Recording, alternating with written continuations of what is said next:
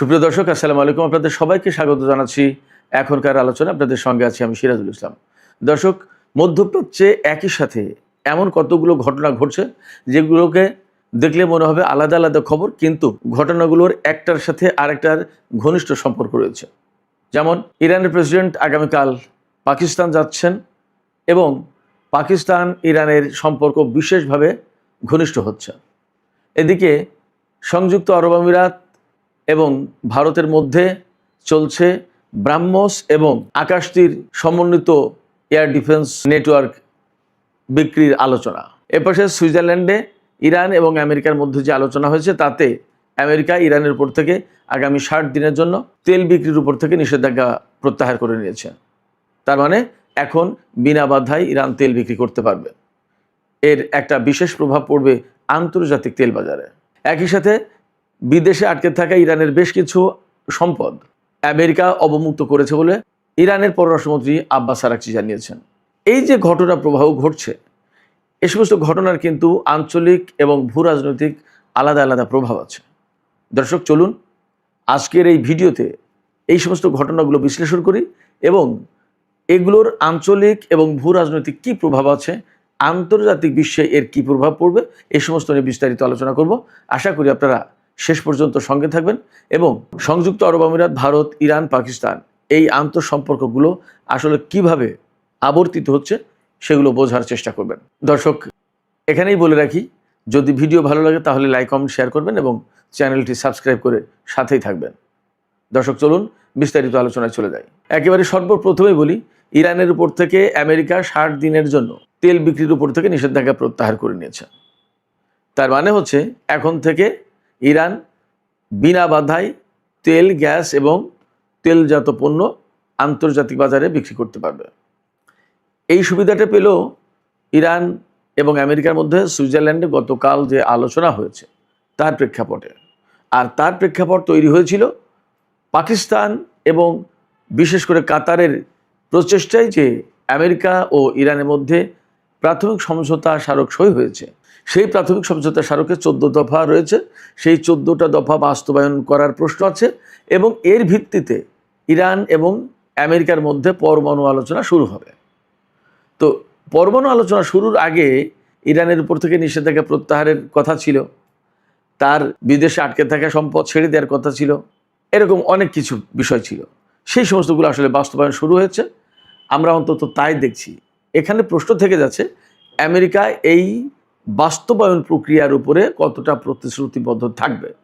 যদি আমেরিকা এই প্রতিশ্রুতি ভঙ্গ করে তাহলে কি হবে? যদি আমেরিকা প্রতিশ্রুতি ভঙ্গ করে তাহলে কিন্তু ইরান এই আলোচনা থেকে সরে আসবে, আবার সেই শত্রুতামূলক অবস্থা তৈরি হবে। এই ব্যাপারে ইরানের সামরিক বাহিনীর পক্ষ থেকে এবং ইরানের এয়ার ডিফেন্স ইউনিটের যিনি প্রধান, তিনি বা সামরিক বাহিনীর পক্ষ থেকে একদম সুস্পষ্ট করে বলা আছে যে ইরানের ক্ষেপণাস্ত্র থেকে শুরু করে ইরানের সামরিক বাহিনী, IRGC সমস্ত সব কিছু প্রস্তুত অবস্থায় আছে। আমেরিকা যদি চুক্তি কোনোভাবে লঙ্ঘন করে তাহলে তার জন্য প্রয়োজনীয় যে ব্যবস্থা নেওয়া দরকার তা নিতে মোটেই দেরি করবে না ইরান। তার মানে ইরান হরমুজ প্রণালী বন্ধ করে দেবে, প্রয়োজনে মার্কিন বাহিনী বা মার্কিন ঘাঁটিগুলোর উপর হামলা চালাতে পারে, বা আমেরিকা যদি তার বিরুদ্ধে কোনো কিছু করতে যায় তখন ফুল ফ্লেজে ইরান যুদ্ধ শুরু করবে। এ ব্যাপারে কোনো রকমের ছাড় দেবে না। আর ইরানের সাথে যদি এই চুক্তিগুলো, প্রাথমিক সমঝোতাগুলো যদি সুন্দরভাবে সব কিছু বাস্তবায়ন হয় তাহলে কি হবে? তাহলে ইরান এবং আমেরিকার মধ্যে যে পরমাণু আলোচনা হওয়ার কথা, সেই আলোচনা স্বাভাবিকভাবে সুন্দরভাবে এগিয়ে যাবে। সেখানে ইরান তার পরমাণু কর্মসূচিতে কতটুকু ছাড় দেবে, তার ইউরেনিয়াম এনরিচ করার ব্যাপারে কতটুকু ছাড় দেবে, এই সমস্ত বিষয় নিয়ে আলোচনা হবে। এদিকে মার্কিন ভাইস প্রেসিডেন্ট JD ভ্যান্স দাবি করেছেন আন্তর্জাতিক পর্যবেক্ষকদেরকে ইরানে পরমাণু কর্মসূচি পর্যবেক্ষণের জন্য ইরানে প্রবেশ করতে দিতে তেহরান সম্মত হয়েছে।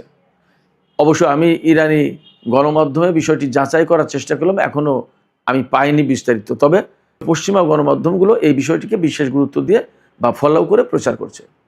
দেখা যাক আসলে বাস্তবতা কি। 1-2 দিনের ভিতরেই বোঝা যাবে যে আন্তর্জাতিক আণবিক শক্তি সংস্থা যেটা IAEA, তাদের পর্যবেক্ষক দল ইরানে প্রবেশ করতে পারছে কি পারছে না। তবে একটা কথা এখানে আমি খুব পরিষ্কার করে বলে দিই, ইরান এবং আমেরিকার মধ্যে যে আলোচনা চলছে সেই আলোচনার ভিত্তিতে ইরানের উপর থেকে নিষেধাজ্ঞা প্রত্যাহার, হরমুজ প্রণালী খুলে দেওয়া, ইরানের আশপাশ থেকে মার্কিন সেনা প্রত্যাহার, অনেক অর্থাৎ 14 দফা যা ছিল সব বাস্তবায়ন করলো ইরান আমেরিকা সবাই। পরমাণু আলোচনাও হলো, অনেক দূর এগিয়ে গেল, কিন্তু একটা জিনিস ইরানের সাথে আমেরিকার হবে না, সেটা হচ্ছে কূটনৈতিক সম্পর্ক। ইসরায়েলের সাথে যেমন ইরানের হবে না, তেমনি আমেরিকার সাথে ইসরায়েলের কূটনৈতিক সম্পর্ক হবে না, এবং দুই পক্ষ একে অপরকে যে বন্ধু হিসেবে গ্রহণ করবে সেটা কিন্তু হবে না, অন্তত ইরানের পক্ষ থেকে। কারণ ইরান মনে করে আমেরিকা যখনই ইরানের ভেতরে আসবে, তার সাথে ইরানের সম্পর্ক তৈরি হবে, তখনই ইরান অনেকটা অরক্ষিত হয়ে যাবে। আমেরিকা, ইসরায়েল বা তাদের গোয়েন্দা নেটওয়ার্ক ইরানের ভেতরে কার্যক্রম চালাবে। তাতে ইরান এতদিন যেভাবে নিজের মতো করে সমস্ত সব কিছু এগিয়ে দিয়েছে, পরমাণু কর্মসূচি থেকে শুরু করে তার সামরিক কর্মসূচি, এর সমস্ত সব কিছুতে বাধা পড়তে পারে, ঝামেলা তৈরি হতে পারে। অতএব ইসরায়েল এবং আমেরিকার সাথে এখন যেমন সম্পর্ক আছে, অর্থাৎ বৈরিতার সম্পর্ক বা কূটনৈতিক সম্পর্ক ছিন্ন অবস্থা, এই অবস্থায় বহাল থাকবে, বিরাজমান থাকবে। এবার আসি, ইরানের প্রেসিডেন্ট মাসুদ পেজেশকিয়ান তিনি আগামীকাল পাকিস্তান সফরে যাচ্ছেন।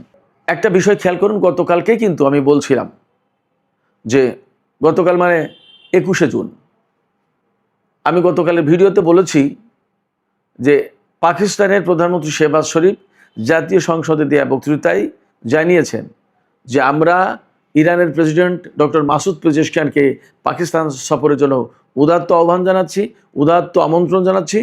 তাকে বরণ করার জন্য পুরো পাকিস্তানি জাতি, পাকিস্তানের সমস্ত জনগণ অধীর আগ্রহে অপেক্ষা করছে। আমি কিন্তু এই কথা গতকালকের ভিডিওতে বলেছিলাম। আজকেই খবর আসলো, ইরানের গণমাধ্যম এবং পাকিস্তানের গণমাধ্যম, দুই দেশের গণমাধ্যম থেকেই নিশ্চিত করা হয়েছে যে মাসুদ পেজেশকিয়ান, ইরানের প্রেসিডেন্ট, আগামীকাল মঙ্গলবার পাকিস্তান সফরে যাচ্ছেন। এই সফরে তার সাথে একটা উচ্চ পর্যায়ের প্রতিনিধি দল থাকবে। আলোচনা হবে বাণিজ্য, জ্বালানি, সীমান্ত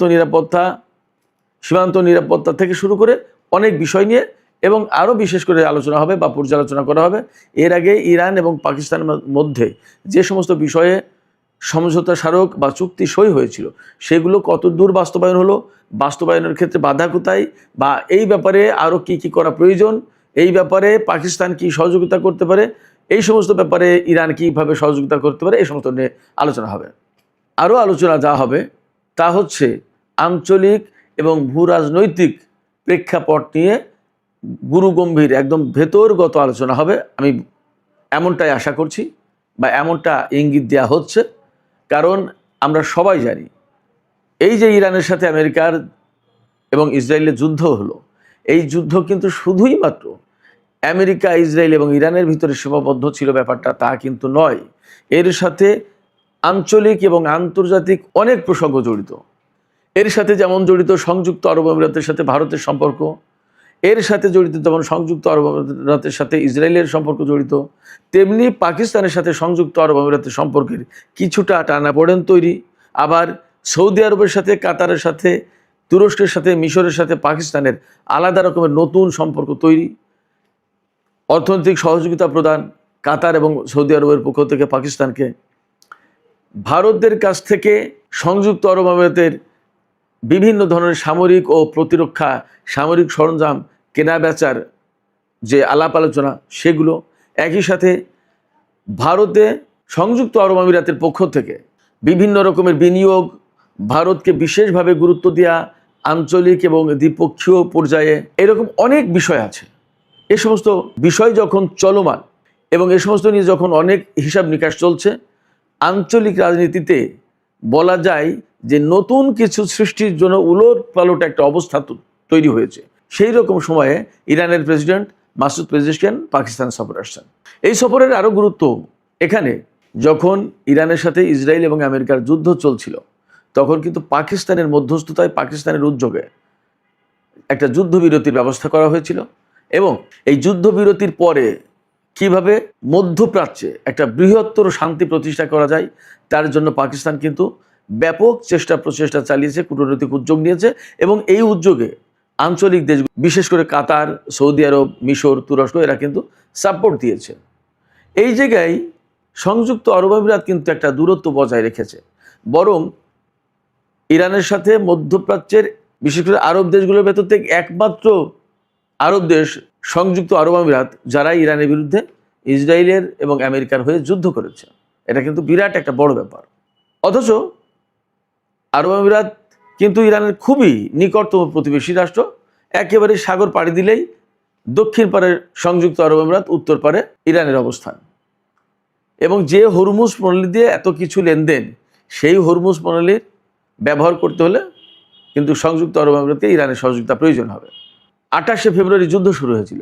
তার 2 দিন আগে ভারতের প্রধানমন্ত্রী ইসরায়েল সফর করে এসেছিলেন এবং সেখানে কিন্তু তিনি ঘোষণা করেছিলেন ইহুদিদের ফাদারল্যান্ড হচ্ছে ইসরায়েল, মাদারল্যান্ড হচ্ছে ভারত।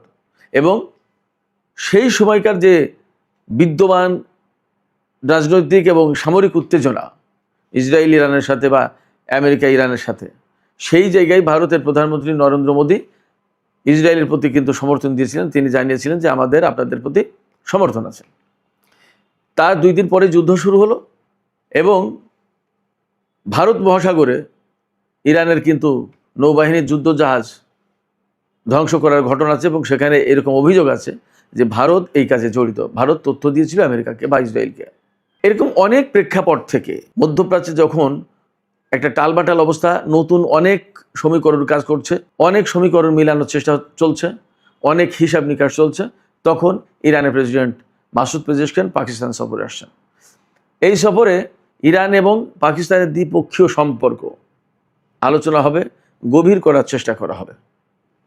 এবং আমি গতকালকের ভিডিওতে আরেকটা কথা বলেছিলাম যে পাকিস্তানের সাথে ইরানের যে পাইপলাইনের মাধ্যমে তেল আনার ব্যবস্থা করার কথা ছিল পাকিস্তানের, এই প্রজেক্ট হয়তো এখন বাস্তবায়ন হবে যদি নিষেধাজ্ঞা উঠে যায়। এবং নিষেধাজ্ঞা যদি উঠে যায় বা একটা শান্তি চুক্তি হয়, অ্যাকচুয়ালি যদি ডোনাল্ড ট্রাম্পের প্রশাসন তা মেনে চলে, তাহলে মধ্যপ্রাচ্যের আসলেই পরিস্থিতি পাল্টে যাবে। এবং আমরা আজকের সকালের ভিডিওতে, আজকে 22শে জুন উপরের ভিডিও যেটা আপলোড হয়েছে, তাতে কিন্তু বলেছি সৌদি আরব এবং সিরিয়ার একটা প্রসঙ্গ ছিল। এই সৌদি আরব এবং সিরিয়া কিন্তু লেবানন প্রসঙ্গে একটা রিজার্ভ একটা অবস্থান গ্রহণ করেছে। আমেরিকার কথা কিন্তু তারা শুনছে না। শুধু তাই না, সৌদি আরব এমনটা ভাবছে যে মধ্যপ্রাচ্যে আমেরিকার ঘাঁটিগুলোকে আমেরিকা নিজেই নিরাপত্তা দিতে পারেনি, তাহলে মধ্যপ্রাচ্যের দেশগুলোকে কিভাবে সে নিরাপত্তা দেবে? অতএব তার নিরাপত্তার আর প্রয়োজন থাকবে না। তাহলে হিসাব নিকাশটা কোথায় যাবে? আঞ্চলিক সহযোগিতা বাড়বে, তথা ইরানের সাথে তাদের সহযোগিতা বাড়বে, চীনের সাথে সহযোগিতা বাড়বে, রাশিয়ার সাথে সহযোগিতা বাড়তে পারে। আমেরিকার সাথে সহযোগিতা বা সম্পর্ক যে একেবারে ছিন্ন হয়ে যাবে আমি তা বলছি না, কিন্তু নিরাপত্তা বা সামরিক সংক্রান্ত যে সহযোগিতা, এইগুলো দারুণ মাত্রায় কমে আসবে। তার মানে মধ্যপ্রাচ্যে নতুন সমীকরণ অবশ্যই তৈরি হবে। এছাড়া এখন একদম পরিষ্কার হয়ে গেছে যে ইরানের সহযোগিতা বা ইরানের সাথে সুসম্পর্ক রাখা ছাড়া হরমুজ প্রণালী অ্যাকচুয়ালি ভালোভাবে ব্যবহার করা যাবে না। এমনকি বাব আল মানদেব প্রণালীও, দুটো প্রণালী ইরানের কার্যত কন্ট্রোলে। সেক্ষেত্রে মধ্যপ্রাচ্যের তেল বাণিজ্য থেকে শুরু করে সব ধরনের বাণিজ্য যদি চালাতে হয়, তাহলে ইরানের সাথে সুসম্পর্ক রাখার কোনো বিকল্প নেই। একদম ক্লিয়ার অ্যান্ড লাউড। শুধু জ্বালানি, বিশ্বে যত সার রপ্তানি করা হয় মধ্যপ্রাচ্য থেকে, অর্থাৎ এই হরমুজ প্রণালী ব্যবহার করে তার শতকরা 30% সার পরিবহন করা হয়। খুব সাধারণ ব্যাপার না। এই সার তৈরি হয় ইরানে, ইরাকে, কুয়েতে, সৌদি আরবে, কাতারে, সংযুক্ত আরব, সব জায়গায়, ওমানেও তৈরি হয় সম্ভবত। অতএব এই সার, তেল, গ্যাস, তেলজাত পণ্য, আদার অনেক বাণিজ্য, এসব যদি পরিচালনা করতে হয় তাহলে হরমুজ প্রণালী অবশ্যই লাগবে। আর হরমুজ প্রণালী লাগলে, বাব আল মানদেব প্রণালী লাগলে ইরানের সাথে সম্পর্ক মাস্ট লাগবেই।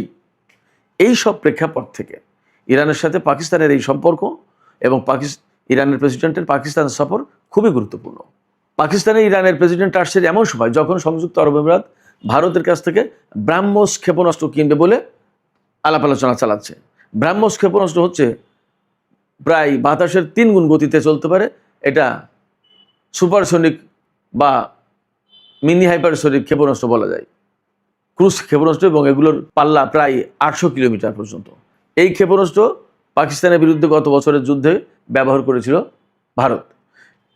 আর আকাশতীর যে সমন্বিত এয়ার ডিফেন্স নেটওয়ার্ক, এটা কিন্তু আরও মারাত্মক। আরও মারাত্মক মানে ব্রাহ্মস তো একটা ক্ষেপণাস্ত্র, সে হামলা করবে, আর আকাশতীর হচ্ছে মানে শত্রুর ড্রোন, যুদ্ধ বিমান, ক্ষেপণাস্ত্র সমস্ত সব কিছু শনাক্ত করবে এবং কোন লক্ষ্যবস্তুকে কোন অস্ত্র দিয়ে আঘাত করতে হবে সেইটা সে ডিটেক্ট করবে মুহূর্তের ভিতরে, সেইটা সে ডিসিশন দেবে। ধরুন ভারতের আকাশে পাকিস্তান 10টা যুদ্ধ বিমান পাঠালো, 100টা ড্রোন পাঠালো, আর 50টা ক্ষেপণাস্ত্র পাঠালো অ্যাট এ টাইম। তখন এই আকাশ তীর এয়ার ডিফেন্স নেটওয়ার্ক সে টোটাল রাডার সিস্টেমকে, ক্ষেপণাস্ত্র প্রতিরক্ষা ব্যবস্থাকে বা আদার যে টোটাল নেটওয়ার্ক যেটা থাকবে, নেটওয়ার্কের আওতায় যে সমস্ত অস্ত্র মোতায়েন থাকবে তাদেরকে সে এই লক্ষ্যবস্তুগুলো, বিমান, ড্রোন, ক্ষেপণাস্ত্র এগুলো সে শনাক্ত করবে, করে S-400 কাকে মোকাবেলা করবে, ব্রাহ্মস কাকে মোকাবেলা করবে, বা অগ্নি কাকে মোকাবেলা করবে, বা আদার কে কাকে মোকাবেলা করবে, তাকে সে ডিকটেশন দেবে, ডিসিশন দেবে যে তুমি অমুক ক্ষেপণাস্ত্র ব্যবহার করে এই বিমান ধ্বংস করো, তুমি অমুক ক্ষেপণাস্ত্র ব্যবহার করে এই ড্রোন ধ্বংস করো। এইভাবে মানে মূলত এটা আকাশের চোখ, ভারতের নিরাপত্তা বাহিনীর চোখ বলা যায় এই আকাশ তীর। সেক্ষেত্রে খুবই গুরুত্বপূর্ণ একটা ব্যাপার, খুবই গুরুত্বপূর্ণ কিছু বিষয় নিয়ে ভারতের সাথে সংযুক্ত আরব আমিরাতের আলাপ আলোচনা চলছে। এবং আমরা জানি যে ভারতের ডিফেন্স ইন্ডাস্ট্রি যেটা, প্রতিরক্ষা শিল্প যেটা, এখানে ইসরায়েলের বিরাট বিনিয়োগ আছে, ইসরায়েলের প্রযুক্তি আছে। তার মানে ভারতের সাথে এই লেনদেন যখনই হচ্ছে তখন ইসরায়েলের সাথেও অ্যাকচুয়ালি সেটা কানেক্টেড হয়ে যাচ্ছে এবং সেই বিষয়টা কিন্তু থেকে যাচ্ছে। এই ব্রাহ্মস ক্ষেপণাস্ত্র মোতায়েন করবে কার বিরুদ্ধে? সংযুক্ত আরব আমিরাত। বেসিক্যালি এখন মধ্যপ্রাচ্যে সংযুক্ত আরব আমিরাতের প্রধান শত্রু হচ্ছে ইরান, তার বিরুদ্ধে মোতায়েন করবে। তাহলে ইরান কিন্তু কার্যত এখানে সংযুক্ত আরব আমিরাতের বিরুদ্ধে তার নতুন করে চিন্তা ভাবনা করতে হবে। ভারতের কাছ থেকে কিনছে এই বিষয়টা কিন্তু ইরান ভালোভাবে দেখবে না, একই সাথে পাকিস্তানও ভালোভাবে দেখবে না। পাকিস্তানের সাথে সংযুক্ত আরব আমিরাতের দীর্ঘদিন ধরে সম্পর্ক ছিল, কিন্তু যখন এই কিছুদিন হলো ক্রমেই যখন সংযুক্ত আরব আমিরাত মুসলিম এবং ঐতিহাসিক পরিচয় বাদ দিয়ে তার শুধুমাত্র ব্যবসায়িক প্রযুক্তি এবং নিরাপত্তার বিষয়গুলো ভাবছে, দেখছে, তখন সে কিন্তু আমেরিকা, ইসরায়েল এবং ভারতের দিকে ঝুঁকে পড়ছে। এই জায়গায় যখন ভারতের ব্রাহ্মস বা আকাশতীর ক্ষেপণাস্ত্র কিনবে, তার মানে তার ডিফেন্স ইন্ডাস্ট্রিকে ফুলিয়ে ফাঁপিয়ে তোলার চেষ্টা করবে সংযুক্ত আরব আমিরাত এগুলো কিনে, তখন কিন্তু পাকিস্তান বিষয়টা ভালোভাবে দেখবে না। তার মানে এই জায়গায় পাকিস্তান এবং ইরান নতুন করে হিসাব নিকাশ করবে ভারত এবং সংযুক্ত আরব আমিরাতের এই সমস্ত প্রতিরক্ষা সহযোগিতার ক্ষেত্রে। একই সাথে পাকিস্তানের সাথে যেহেতু কাতার এবং সৌদি আরবের ইদানিং সম্পর্ক আগের চেয়েও বেশি উন্নত হচ্ছে, তাহলে এখানে প্রশ্ন এসে যাচ্ছে কাতার এবং সৌদি আরব সংযুক্ত আরব আমিরাতের এই বিষয়টি কিভাবে দেখবে? ওপাশে তুরস্ক তো অবশ্যই ভালোভাবে দেখবে না, মিশর কিভাবে দেখবে? অনেক হিসাব বিকাশ এখানে আলটিমেটলি চলে আসে। এই জায়গা থেকে বলা যায় যে আগামীকালের ইরানের প্রেসিডেন্টের পাকিস্তান সফর, সংযুক্ত আরব আমিরাতের সাথে ভারতের ব্রাহ্মস এবং আকাশতীর এয়ার ডিফেন্স নেটওয়ার্ক এ সমস্ত বিক্রির ব্যাপারে আলাপ আলোচনা অনেক নতুন হিসাব নিকাশ, অনেক নতুন আলাপ আলোচনার জন্ম দিচ্ছে। সুপ্রিয় দর্শক, এখনকার আলোচনা এখানে শেষ করতে চাই।